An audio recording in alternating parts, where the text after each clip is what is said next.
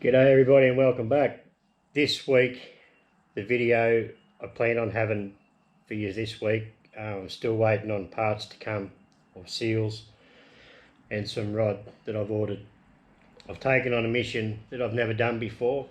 I've got to re-rod a cylinder for a mate of mine who's got a Kubota tractor with a front end loader on it.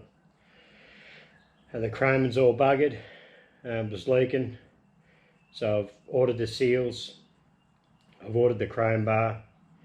So stepping out of my comfort zone pretty big here, but I reckon I can do it. One thing I do like to do is change the oil in the lathe every 12 months, and it's due.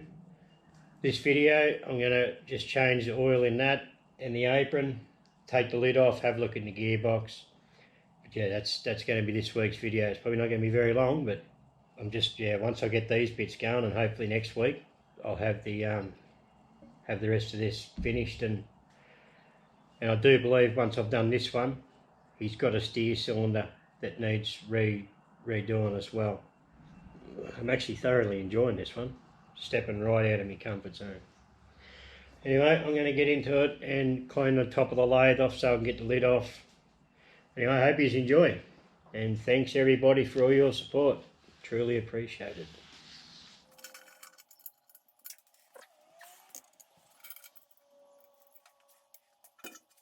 Okay, the drain for this headstock is in behind these change gears. So I've got to drop the banjo just so I can get into that a lot easier to drain that oil out. It's a bit of a shit spot really, and it is what it is. I do think it's going to need a new belt too, because it's about shag. Original belt, just lasted pretty good. It's 3-year-old now. I bought this in October, 19th of October 2020.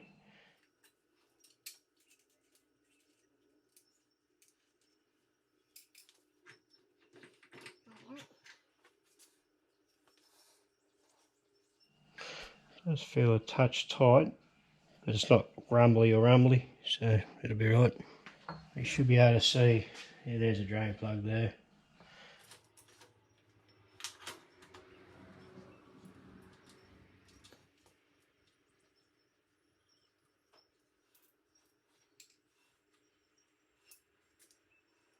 Change gears don't have any wear that's really noticeable, which is good. Always a bonus.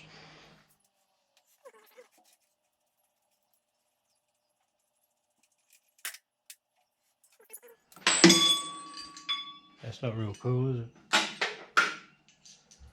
Spacer goes in there. Goes in there.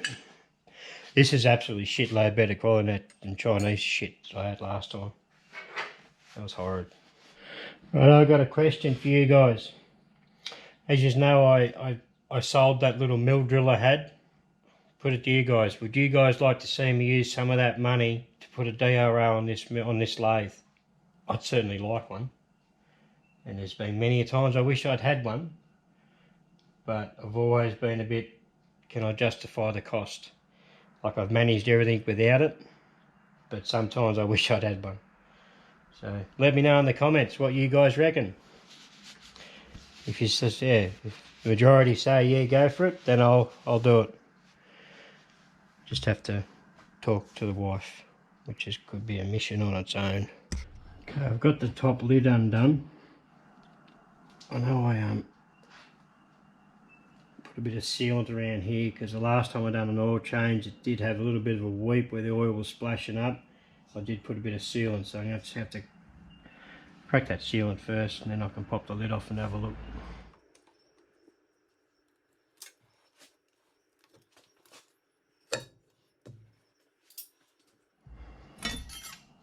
Oh, there goes a feeler gauge down in there. There's a feeler gauge. So I forgot about that, went down in this gap. It's in there now. That's not cool. I'll get a magnet and try and fish that out before I go any further.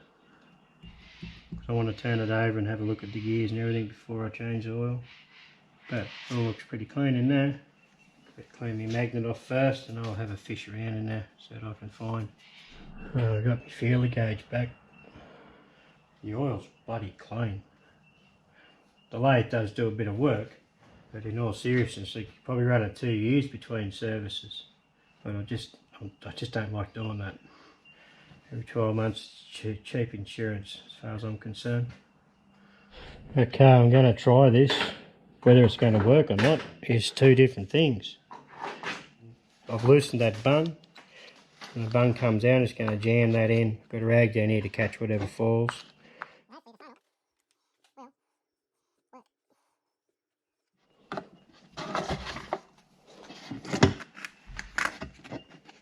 Like that.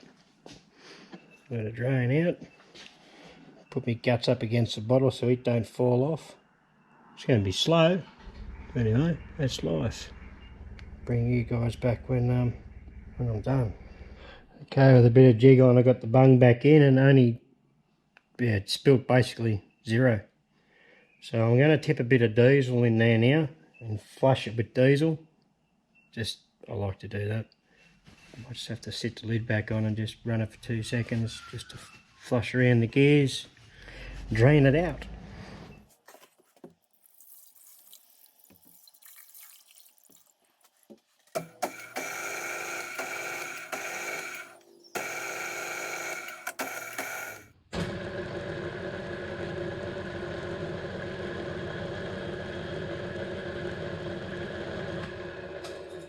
I've cleaned it all out best I can get it.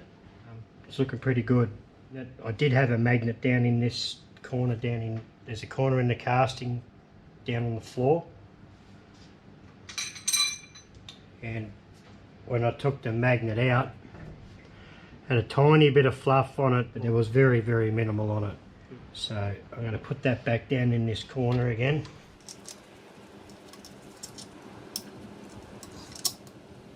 That can live there. And fill it up with ISO 68 oil. Sorry about that, the battery went flat. So the oil I use is Penrite ISO 68. That's what I've always used in the headstock. The day I got it, I think I changed the oil in it straight away. I've been running this every time. So I've got a little bit left in the last service. I'm going to pour that in there.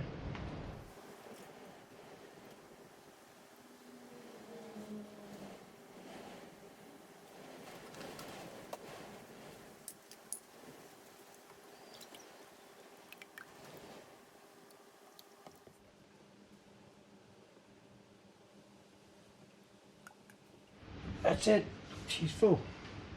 So I will put a little bit of sealant around the top here because it does splash up. It's dry for another 12 months. The headstock's dry for another 12 months. Okay, I've got all the change gears. I've given them all the clean, put them all back in, so they're all good now. This cover can go back on. This end of the lathe's done until Tuesday when I get a new belt. Then I'll just put a new belt on then. Anyway, that's this end of the lathe's done. I just got to drop the oil in the apron.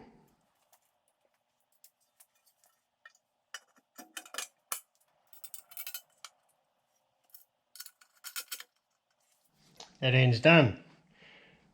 I will give the whole lathe a good wipe down once I'm all finished. Bit of degreaser and wipe it all off.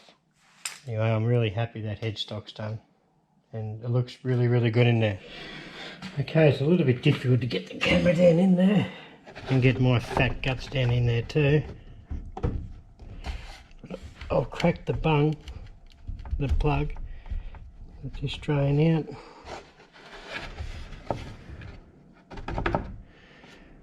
As you can see, the oil's still bloody clean.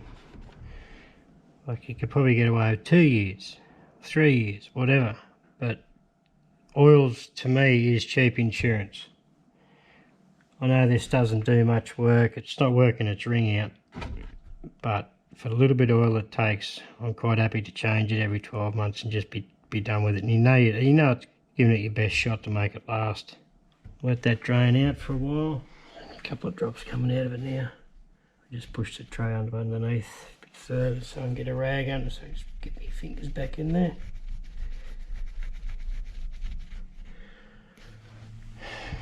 Find that Allen key I had. Probably hung it up on the floor somewhere. This just happened to you people. You have something in your hand and then disappears. Stop looking, I found it.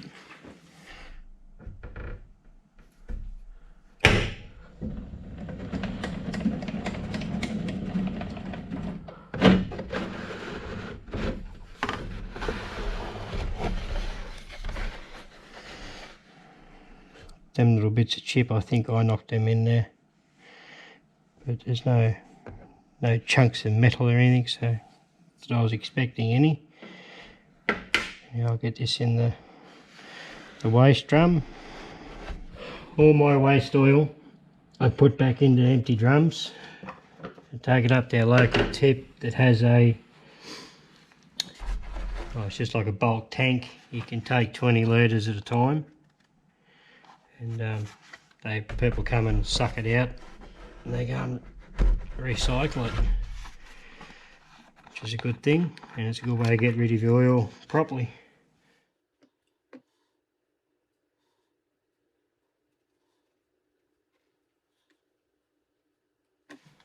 There we go, done. Just got to fill it up now. Okay, I've cleaned out my Tom Thumb pump. I've got half a bottle of hydraulic oil in there. Pump in and hope for the best.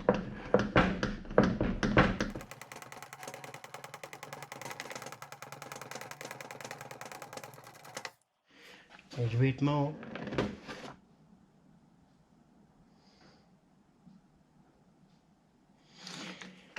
I reckon that'll probably need to go close.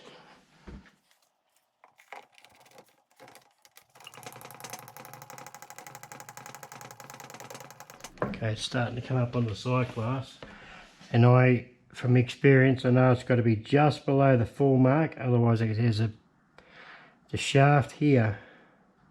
It will leak out beyond that shaft if it's right on the full mark. It's come up now, and it's I hope it stops there. That was just pure ass that I did stop, I think. I'm going to leave it where it is. Looking at where the mark is, I'd dare say it will weep a little bit. This lathe has done a lot of work now, and to be quite honest with you, I can't fault it. I'll explain to you in a minute. Well, that service is done. Now, after having this lathe for 3 years, and it's done a fair bit of work now, my personal thoughts on this lathe is I can't fault it. There is only one thing I wish it did have, and that was a foot brake. I have looked at it many times trying to work out how I can put a foot brake on it, and I haven't stopped looking yet, and I think I've got to ask a couple of people some more questions. I think I may have an idea, but it's going to be a while till I get around to even thinking about doing that anyway. But apart from that, the lathe has performed awesome.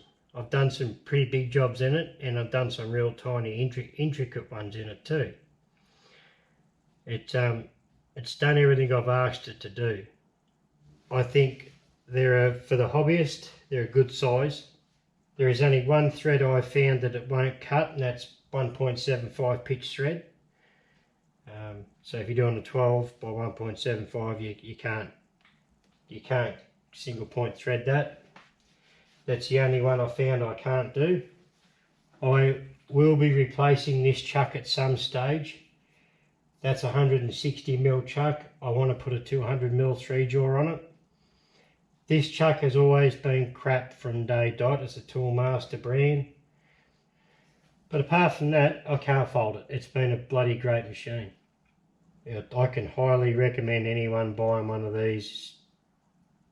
You know, they do a nice job.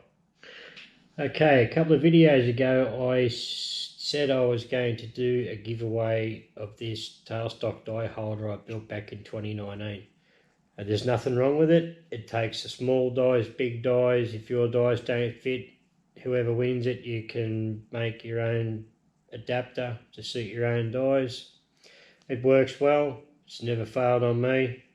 If you want to enter the draw, all you got to do is put the word HAFCO, which is HAFCO, in the comment that you leave. I'll put the word on the screen so you know how to spell it. HAFCO is Hare & Forbes, which is a machinery dealer here in Australia, where the lathe come from. That's all you got to do. Put HAFCO in the comment section, and I'll use an auto generator or comment picker that has that word HAFCO in it, and you'll be in the draw. And I'll get it sent out to you. Now, if you win this and you want your name etched into it, I'll happily do that, no dramas. I'll probably put mine, Maddie's Workshop, in there too. And I'll throw in a Maddie's Workshop hat as well. You've got to be in it to win it, so good luck. I know this week's video is pretty lame, but I'm still waiting on the parts for that cylinder, and the lathe needed servicing. I do it every 12 months, this time every 12 months. And honestly, that lathe, I can't fault it. It's a bloody brilliant machine. So, all bar not having a foot brake. If it had a foot brake, it'd be the ultimate for what I think would be awesome for the hobbyist. Thanks for watching, guys, and I'll see you next week. And thank you again for all your support. Much appreciated. Thanks, guys. See you later.